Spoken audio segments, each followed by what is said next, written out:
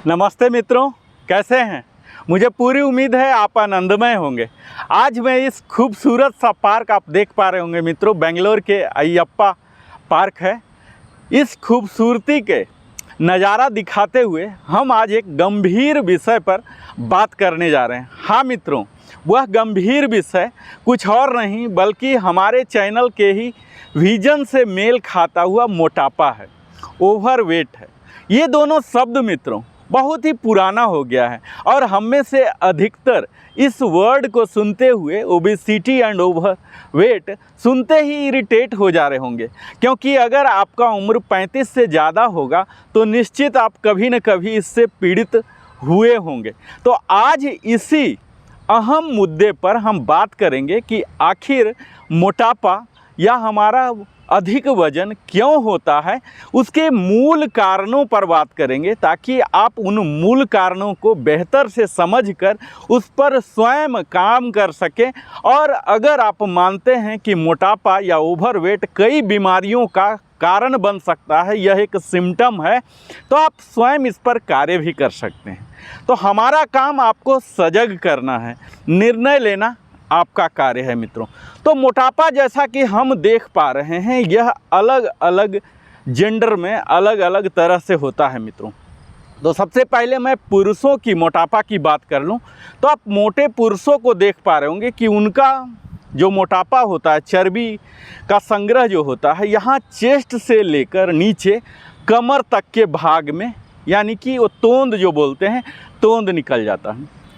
और महिलाओं में अगर आप देखेंगे तो उनमें मोटापा जो होता है, जो चर्बी का संग्रह होता है प्राथमिक चरण में, वह उनके नाभि से लेकर घुटने तक होता है। तो सबसे पहला तो आप यह समझ लीजिए कि यह पेट पर ही क्यों आता है।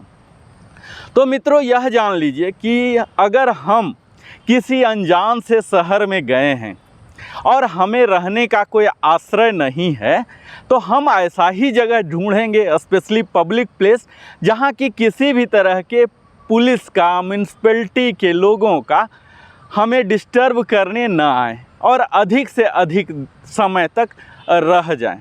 तो हम जब ज़रूरत से ज़्यादा खाने लगते हैं तो वह चर्बी के रूप में संग्रह होने लगता है, और उस चर्बी का फर्स्ट चॉइस होता है रहने का यह पेट का हिस्सा, और यहीं से हमारी मोटापा की कहानी शुरू हो जाती है। अब यह भी जान लीजिए कि यह चर्बी ही क्यों हो जाता है। तो भोजन हम करते हैं मित्रों, मूलतः दो उद्देश्य के लिए भोजन करते हैं। पहला तो अपने भूख को शांत करने के लिए, यानी कि तृप्ति को शांत करने के लिए, और दूसरा ऊर्जा की प्राप्ति के लिए।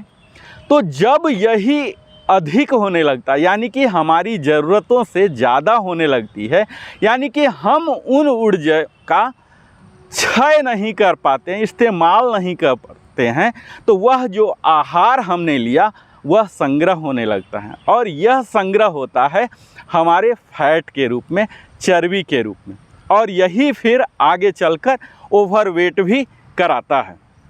तो यह तो है कारण मित्रों। और कई बार हम समझ नहीं पाते हैं कि यह जो भूख है, हमारी तृप्ति है, इसकी कितनी है, क्योंकि हम माइंडफुलनेस होके खाना खाते नहीं हैं, और इसके कारण हम ओवर डाइट कर लेते हैं और यह फिर से जमा होने लग जाता है। तो इसके लिए हमें क्या करना है मित्रों, आप समझ ही पा रहे होंगे कि जब आप माइंडफुली खाएंगे, यानी कि पूरे होशो हवास में आपका ध्यान प्लेट पर होगा और कहीं नहीं होगा, तब आप ज़रूरत से ज़्यादा खा नहीं सकते हैं, और तब आपका शरीर, आपका डाइजेस्टिव सिस्टम भी पूर्णतः इसे अवशोषित करेगा और आपके लिए अवेलेबल कराएगा। मित्रों हम देख पा रहे हैं कि आम तौर पर बढ़े पेट के कारण यह अनुभव किया जाता है और यह पाया भी जाता है कि इससे व्यक्ति परेशान हो जाते हैं। क्यों? क्योंकि सबसे पहला तो आपका पोस्चर ही खराब हो जाता है।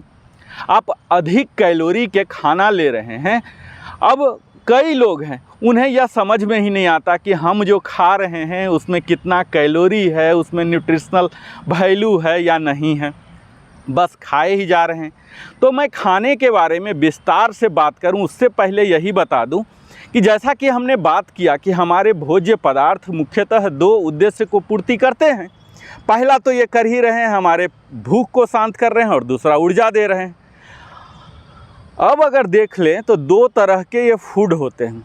पहला कैटेगरी में होते हैं मित्रों जिसमें कि बेसिक जो कंपोनेंट्स हैं, कार्बोहाइड्रेट है, प्रोटीन है और फैट आते हैं। ये सब प्योर एनर्जी के काम करते हैं और थोड़ा बहुत हमारे शरीर की वृद्धि और रोग रक्षा में भी काम आते हैं। दूसरा कैटेगरी जो है जिसमें कि विटामिन हैं, खनिज लवण हैं, जल हैं और फाइबर हैं। ये सब सीधा ऊर्जा तो नहीं देते हैं, लेकिन हमें अलग तरीके से मदद करते हैं, हमारे वृद्धि में मदद करते हैं। जो माइक्रो न्यूट्रिएंट्स हैं मित्रों, कई तरह के ऐसे मेटल हैं, जो जिंक हैं, इस तरह से कई ऐसे मटेरियल हैं जो कि हमें सूक्ष्म लेवल में मदद करते हैं। तो जब हम खा रहे हैं तो यह सिर्फ तो नहीं ले रहे हैं कि ओनली हाई कैलोरीज को ले रहे हैं। जब हम हाई कैलोरीज लेने लग जाएंगे तो निश्चित है यह मोटापा में आ ही जाएगा। तो इस तरह से अगर हम इन बातों पर ध्यान दें कि हमें हाई कैलोरी नहीं लेना है, उसमें नॉन एनर्जी गिविंग यानी कि उन खनिज लवणों को, वाटर को और फाइबर को भी शामिल करना है, तभी यह संतुलित हो सकता है। यानी कि आपको ध्यान देना है संतुलित आहार पर।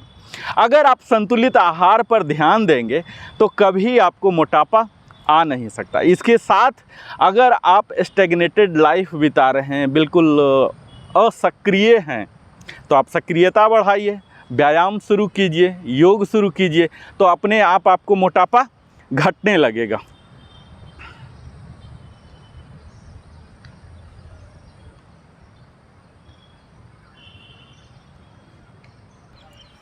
इस तरह से आप देख सकते हैं मित्रों कि आपके शरीर को क्या चाहिए।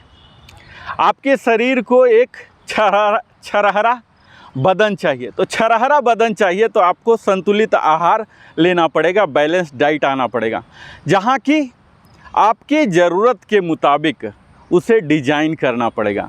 यानी कि कार्बोहाइड्रेट की मात्रा, प्रोटीन की मात्रा, फैट की मात्रा, इन तीनों को आपको ज़रूरत के मुताबिक लेना है, आपके रूटीन के मुताबिक लेना है, आपको सक्रिय लाइफ करना है। क्योंकि एक बार जब ये मोटापा आ जाता है, विशेषकर जो मोटापा हम तोंद के बारे में कह रहे हैं, यह तोंद जब एक बार आ जाता है मित्रों, जैसा कि हमने बात किया, एक अनजान व्यक्ति शहर में आया हुआ, तो यह सबसे पहले इसे सबसे ईजी जगह हमारे पेट ही मिलते हैं और यह पेट में सबसे पहले आता है। लेकिन जब जाने की नौबत आती है तो यह सबसे अंत में जाता है। यानी कि पेट की चर्बी को हटाना इतना सरल नहीं होता है। इसके लिए आपको अपने आहार सिस्टम कम्प्लीटली बदलना पड़ेगा। यानी कि वहाँ से वसा की मात्रा हटाना पड़ेगा, वहाँ आपको फाइबर भी देना पड़ेगा, विटामिन्स देने पड़ेंगे, उन खनिज लवणों को भी शामिल करना पड़ेगा और पर्याप्त रूप से आपको जल का भी ग्रहण करना पड़ेगा। आपको इंतज़ार नहीं करना है कि जब प्यास लगे तभी।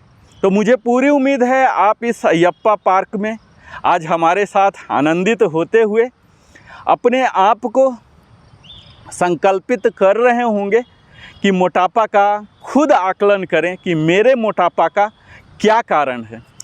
अपनी भोजन प्रणाली में कौन सी ऐसी वस्तु, कौन सी ऐसी पदार्थ का ग्रहण हम कर रहे हैं जी कि हमें एक्स्ट्रा संग्रह हो रहा है। मित्रों, इन्हीं चीज़ों को अगर आप देख लें, कई लोग अपनी अपनी परंपरा के मुताबिक खान कर रहे हैं, क्योंकि वही सालों से कर रहे हैं, जब से पैदा हुए हैं। आपको खुद आकलन करना है, विवेचना कीजिए कि कहीं उसमें कोई कमियां तो नहीं हैं। अगर उन्हीं कमियों को आप निकाल पा रहे हैं और इस वीडियो में यहीं तक, फिर आगे मोटापा से संबंधित हम कई योग करते हैं, एक्सरसाइज करते हैं, उन सबों का भी आप सहारा लीजिए। और यह सिर्फ ज्ञान के लिए है, तो आप हमारे साथ निरंतर बने रहते हैं लिविंग हैप्पीली में। इसके लिए सहृदय धन्यवाद नरेंद्र कुमार, फिटनेस कंसल्टेंट के साथ। और फिर हम अगले वीडियो में इसी जगह पर, किसी और भूखंड पर, एक नए दमदार विषय पर फिर से हम आपके साथ आ रहे हैं। तब तक धन्यवाद।